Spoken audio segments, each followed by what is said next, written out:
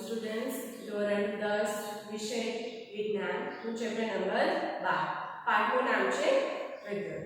તો આગળના લેક્ચરમાં આપણે અવરોધ ભણ્યા, એના પછી એક નવી રાશિ અવરોધકતા। અવરોધ શું કરે એ આપણને ખબર છે, ઓકે, કે વાહકની અંદર ઇલેક્ટ્રોનની જે ગતિ થતી હોય તો જે એને એ ગતિને અવરોધે છે, ઓકે, તો એને આપણે શું કીધું? અવરોધ કીધું। તો હવે અવરોધકતા છે, ઓકે, એ બધાની સરખી હોય નહીં। અગાઉના લેક્ચરમાં તમે જોયું હતું કે અવરોધકતા, ઓકે, જેને આપણે રો વડે દર્શાવ્યું, ઓકે, રો। તો એના બરાબર તો કે આપણે જે પ્રવૃત્તિ કરી હતી, ઓકે, એનાથી આપણે બે બાબત ખબર પડી કે અવરોધ છે ને એ લંબાઈના સમપ્રમાણમાં હોય અને ક્ષેત્રફળના વ્યસ્ત પ્રમાણમાં હોય। એટલે કે જ્યારે આપણે l લંબાઈનો અવરોધ છે એ પરિપથની અંદર લગાવ્યો તો એમીટર છે ને એની અંદર તમે જોશો કે પ્રવાહ છે ને એ કોઈ એક પ્રવાહ તમને દેખાય છે, ઓકે। હવે લંબાઈ છે એ બમણી કરવામાં આવે, ઓકે, 2l નો એક તાર લેવામાં આવે અને એને પરિપથની અંદર જોડીએ તો કે એમીટર છે ને એ અડધું અવલોકન દર્શાવે છે।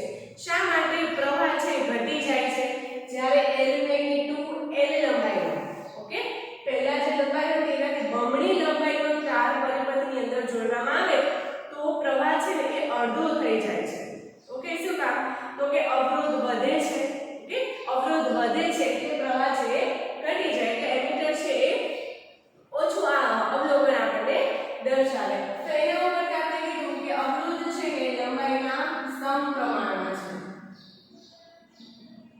ઓકે, કે અવરોધ છે એ લંબાઈ વધે ને તો અવરોધ વધે છે, ઓકે।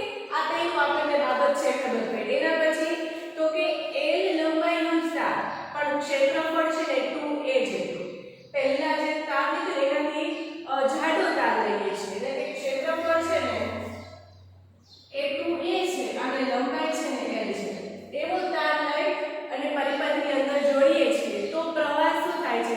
તો કે પ્રવાહ વધે છે। પહેલી વખત પ્રવાહ ઘટે છે જ્યારે લંબાઈ બમણી કરવામાં આવે, ક્ષેત્રફળ બમણું કરવામાં આવે, લંબાઈ એટલી જ હોય તો પ્રવાહ છે ને વધે છે। તો આપણે અવરોધ અને ક્ષેત્રફળ વચ્ચે કેવું સંબંધ છે? તો કે વ્યસ્ત પ્રમાણમાં છે, એટલે કે ક્ષેત્રફળ વધે તો અવરોધ શું થાય છે? એ બંને એક વધે તો એક ઓછું થાય, એટલે આપણે કહી શકીએ કે અવરોધ છે ને ક્ષેત્રફળના વ્યસ્ત પ્રમાણમાં છે, ઓકે, કે ક્ષેત્રફળ શું કર્યું આપણે? બમણું કર્યું, 2a જેટલું કર્યું, તો અવરોધ શું થાય છે? તો કે ઘટે છે, પહેલામાં વધે છે બીજામાં ઘટે છે। તો અવરોધ લંબાઈના સમપ્રમાણમાં છે અને ક્ષેત્રફળના વ્યસ્ત પ્રમાણમાં છે, તો આપણે r સમપ્રમાણ l ના છેદમાં 1 આવું લખી શકીએ। પછી આપણે જોયું હતું કે સમપ્રમાણતાની નિશાની દૂર કરવી હોય, બરાબરની નિશાની મૂકવું હોય તો આપણે શું કરવું પડે?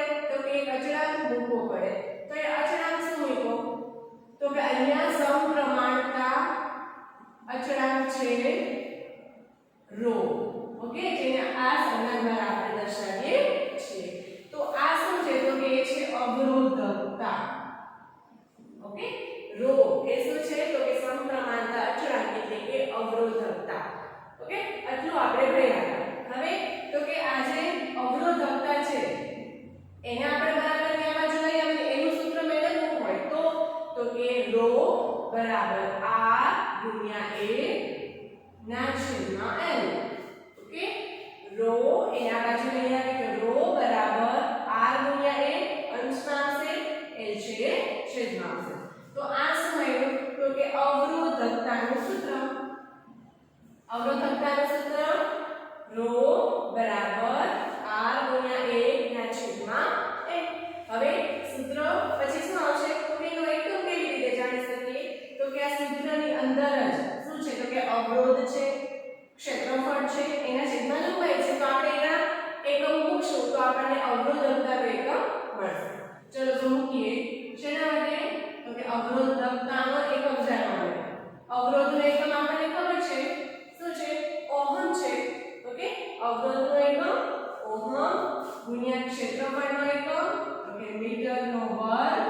લંબાઈનો એકમ મીટર. ઓકે, આપણે શું કહ્યું તો કે સૂત્રની અંદર અવરોધ છે, ક્ષેત્રફળ છે અને એના છેદમાં લંબાઈ છે એના એકમ મૂકશું. તો અવરોધનો એકમ થાય ઓહમ, ક્ષેત્રફળનો મીટરનો વર્ગ એના છેદમાં લંબાઈ, તો લંબાઈનો એસઆઈ એકમ છે મીટર. ચલો હવે ઉડાવી દેશું છે. ઓકે, મીટર અને મીટર સ્ક્વેર છે તો 1 મીટર ઉડી જશે. તો આપણને એકમ મળશે રોનો ohm into metre. Okay, ohm metre. અવરોધનો એકમ છે ઓહમ, અવરોધકતાનો એકમ છે ઓહમ મીટર. ઓકે, તો આપણે આ શું જોયું તો કે અવરોધકતાનો એકમ છે ઓહમ મીટર. ચલો, તો આજે આપણે અગાઉના લેક્ચરમાં જે પ્રકૃતિથી આ સૂત્ર સુધી ભણ્યા હતા. ઓકે, તો આજે આપણે ભણ્યા કે અવરોધનો જે એસઆઈ એકમ ઓહમ છે જેને ગ્રીક અક્ષર ઓમેગા વડે દર્શાવાય, તો એવી જ રીતે અવરોધકતાનો એકમ છે ઓહમ મીટર. ચલો, અવરોધકતા એટલે શું?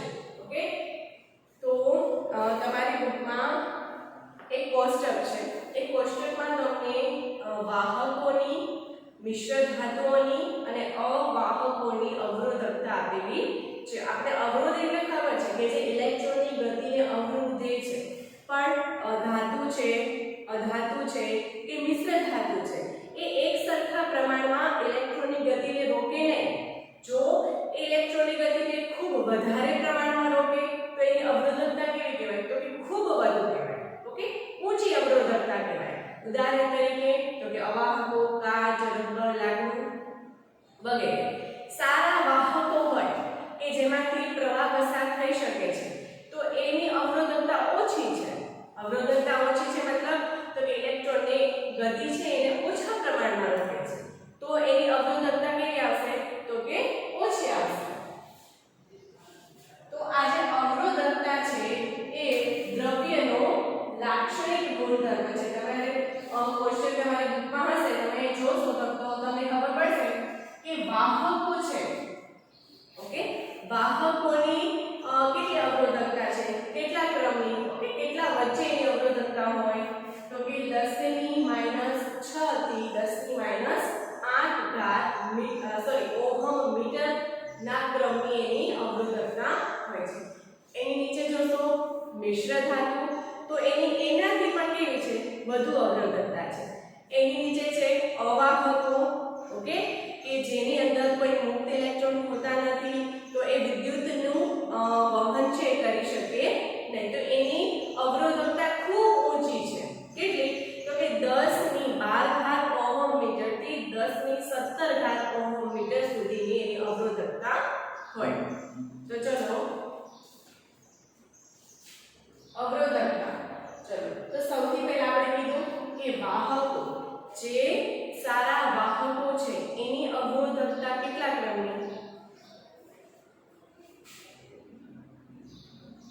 વાહકોની અવરોધકતા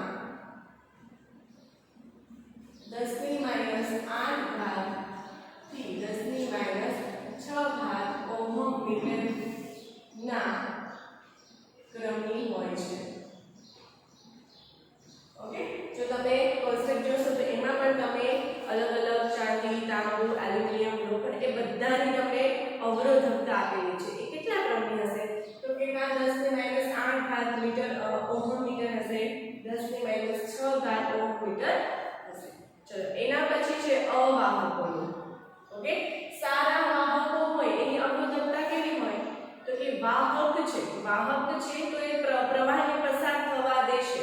તો વિદ્યુત પ્રવાહ પસાર થાય છે તો એની અવરોધકતા કેવી હોવી જોઈએ? ઓછી હોવી જોઈએ. ઓકે, તો સારા વાહકો છે એની અવરોધકતા ઓછી હોય છે અને મંદ વાહક હોય છે એની અવરોધકતા ઊંચી હોય છે. અવરોધકતા એટલે જે ઇલેક્ટ્રોન્સની ગતિ છે એ કેટલા પ્રમાણમાં રોકી શકે. તો વાહકો માટે આપણે શું કીધું તો કે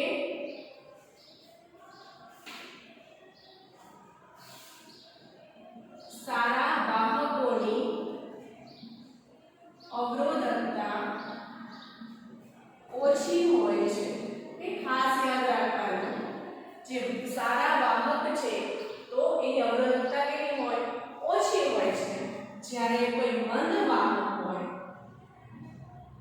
અવરોધકતા ઊંચી હોય છે. ચલો આ તો વાહકોની વાત થઈ. હવે અવાહક, ઓકે, સુવાહક એટલે કે વાહક, તો એની અવરોધકતા ઓછી હોય. એના કરતા અવાહક હોય એની અવરોધકતા ખૂબ ઊંચી હોય છે. કેટલી હોય છે? તો કે અવાહકોની અવરોધકતા 10^12 ઓહમ મીટર થી 10^17 ઓહમ મીટર ના ક્રમની હોય છે. સૌથી પહેલા આપણે શું કીધું? તો કે વાહકોની અવરોધકતા કીધી. પછી સારા વાહકોની અવરોધકતા કેટલી હોય? ઓછી હોય. મંદ વાહકોની અવરોધકતા ઊંચી હોય. અવાહકોની અવરોધકતા તો કે કેટલા ક્રમની હોય? 10^12 ઓહમ મીટર થી 10^17 ઓહમ મીટર સુધીની હોય છે. તમે કોષ્ટક જોઈને જ તમને ખબર પડી જશે કે જે વાહકો છે એની અવરોધકતા ઓછી હોય એનાથી પછી મિશ્ર ધાતુ, ઓકે, મિશ્ર ધાતુમાં તમને 3 મિશ્ર ધાતુ આપેલી છે. ઓકે, તો એ મિશ્ર ધાતુ શેની બનેલી હોય? તો કે કોઈ ધાતુ અને અધાતુનું મિશ્રણ હોય તો એને મિશ્ર ધાતુ કહેવાય. તો કોઈ મિશ્ર ધાતુ છે એની અવરોધકતા કેટલી? આપણે ધાતુ કીધી કે ધાતુ છે ને એ વિદ્યુતની સુવાહક હોય તો એની અવરોધકતા ઓછી છે. આપણે જોઈ શકીએ છીએ એના ક્રમ ઉપરથી. પછી તો કે અવાહકો, અવાહકોની અવરોધકતા ખૂબ વધુ છે. એટલા માટે અવાહકમાંથી વિદ્યુત પ્રવાહ પસાર થઈ શકતો નથી. પણ મિશ્ર ધાતુનું શું? તો કે મિશ્ર ધાતુની અવરોધકતા એ સુવાહક અને અવાહક જે પદાર્થો છે એના વચ્ચેના ક્રમની હોય છે. કોની વાત કરી? મિશ્ર ધાતુ. ઓકે, મિશ્ર ધાતુની અવરોધકતા કેટલી હોય? તો કે સુવાહક અને અવાહક પદાર્થોના વચ્ચેના ક્રમની હોય છે.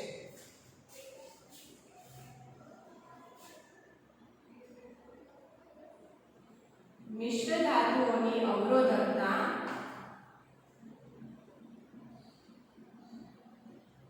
એ તે જેમાંથી બનેલી છે એ ધાતુઓથી ઊંચી અવરોધકતા ધરાવે છે. ઓકે, તો મિશ્ર ધાતુ આપણે અગાઉના લેક્ચરમાં નિક્રોમનો તાર જોઈ ગયા. ઓકે, તો નિક્રોમનો તાર શેમાંથી બનેલો છે? કઈ ધાતુઓનું માંથી એ બને છે?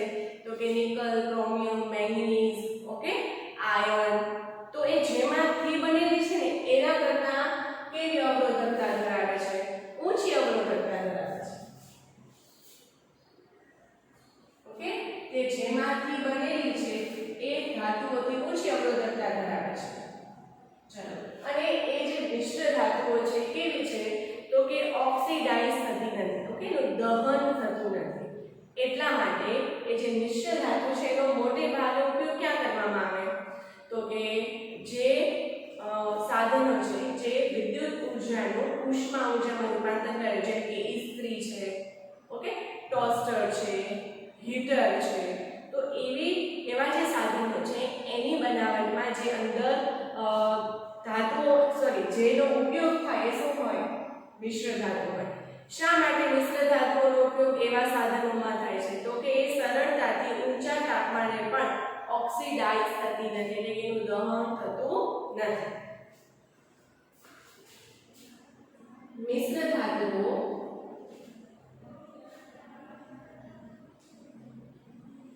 ઊંચા તાપમાને પણ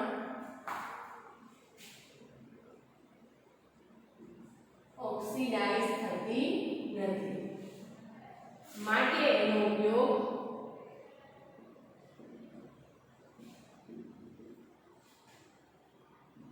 વિદ્યુત હીટર, પછી ટોસ્ટર, ઇસ્ત્રીની બનાવટમાં થાય છે.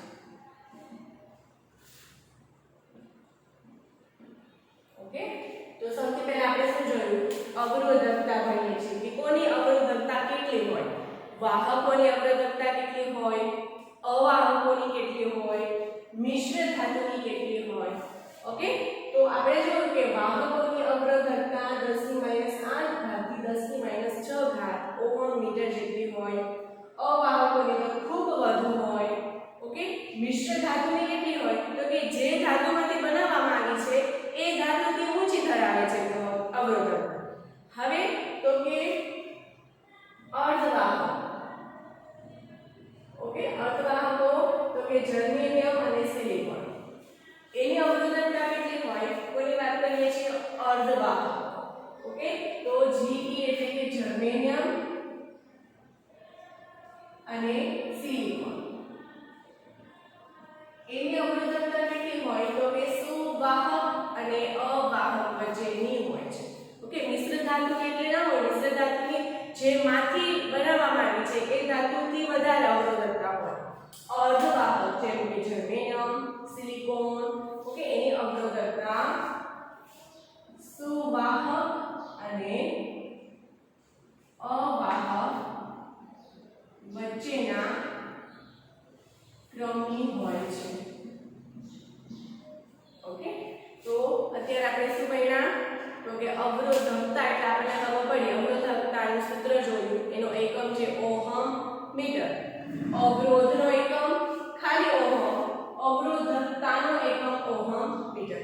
પછી આપણે કોષ્ટક જોયું. ઓકે, તમારી બુકમાં કોષ્ટક છે, તમે એમાં જોઈ શકો કે કોની અવરોધકતા કેટલી છે. ઓકે, તો અવરોધકતા બધાની સરખી છે નહીં. ઓકે, આપણે જોયું વાહકોની કેટલી છે, વાહકોની અવરોધકતા ખૂબ ઓછી છે. એટલા માટે એનો ઉપયોગ ક્યાં થાય, તો કે વિદ્યુતને એક જગ્યાએથી બીજી જગ્યાએ કેવી રીતે પહોંચે, તો કે તારો દ્વારા. તો એક તારની બનાવટમાં કોનો ઉપયોગ થાય, તો કે વાહકનો. અવાહકનો ના થાય. શું કામ, તો કે અવાહકની અવરોધકતા તો ખૂબ ઊંચી છે.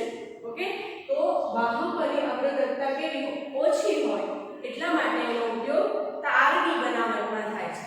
ઓકે, જેનાથી વિદ્યુત એક જગ્યાએથી એક સ્થળેથી બીજા સ્થળે સુધી એને પહોંચાડી શકે. પછી આપણે જોયું અવાહકો. અવાહકોની અવરોધકતા કેવી હોય, ઊંચી હોય.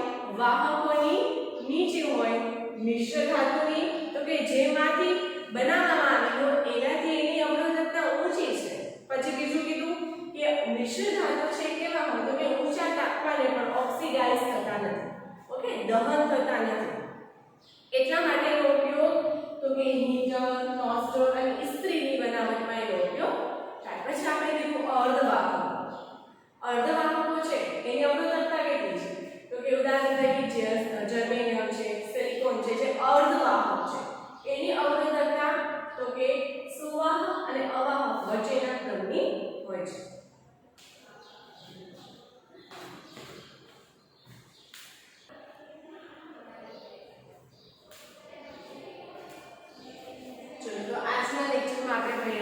અવરોધકતા કોને કહેવાય. ઓકે, એમાં આપણે અલગ અલગ સુવાહક, અવાહક, મિશ્ર ધાતુ અને અર્ધવાહકો છે એની અવરોધકતા કેટલી હોય એ આપણને ખબર. તો અવરોધકતા કોના ઉપર આધાર રાખશે, તો કે અવરોધકતા એ દ્રવ્યની જાત અને પ્રકાર ઉપર, એના તાપમાન ઉપર અને થોડા અંશે એના દબાણ ઉપર આધાર રાખે. જેમ વાહકો છે, સુવાહકો, ઓકે, તાપમાન ઉપર કેવી રીતે આધાર રાખે, તો કે જેમ તાપમાન વધે તો એની અવરોધકતા વધે છે. જો અર્ધવાહકોની વાત કરીએ તો અર્ધવાહકોમાં જેમ તાપમાન વધે તો એની અવરોધકતા ઘટે છે. ઓકે, આપણે શું કીધું, તો કે અવરોધકતા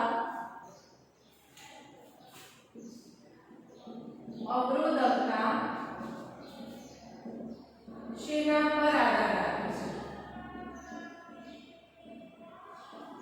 તો કે ત્રણ પરિબળો છે એના ઉપર આધાર રાખે. સૌથી પહેલું તો કે દ્રવ્યની જાત ઉપર આધાર રાખે, પછી તાપમાન ઉપર આધાર રાખે અને ત્રીજું થોડા ઘણા અંશે એના ઉપર લાગુ પડતા દબાણ ઉપર પણ આધાર રાખે. દ્રવ્યની જાત ઉપર તો આપણે જોઈ શકીએ છીએ કોષ્ટક પર કે સુવાહક છે અને મિશ્ર ધાતુ છે, તેમાં 10⁻8 ઓહમ મીટર થી 10⁻6 ઓહમ મીટર ક્રમ સુધીની હોય. અવાહકોની ખૂબ ઊંચી હોય. ઓકે, એટલે પહેલું દ્રવ્યની જાત ઉપર આધાર રાખે, તાપમાન ઉપર પણ આધાર રાખે. જેમ કે સુવાહકો છે એનું તાપમાન વધે તો એની અવરોધકતા પણ વધે છે. જ્યારે મિશ્ર ધાતુ છે. ઓકે, સોરી, મિશ્ર ધાતુ નહીં, અર્ધ ધાતુઓ છે. ઓકે, અર્ધ ધાતુઓ છે અથવા અર્ધવાહકો છે એમાં તાપમાન વધે છે તો એની અવરોધકતા ઘટે છે, એટલે કે તાપમાન ઉપર પણ આધાર રાખે છે. ઓકે, સુવાહકોમાં તાપમાન વધતા અવરોધ વધે છે જ્યારે અર્ધવાહકોમાં તાપમાન વધતા અવરોધકતા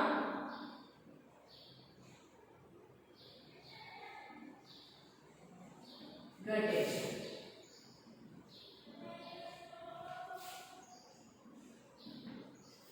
ચલો, તો આજે આપણે ભણ્યા અવરોધકતા એટલે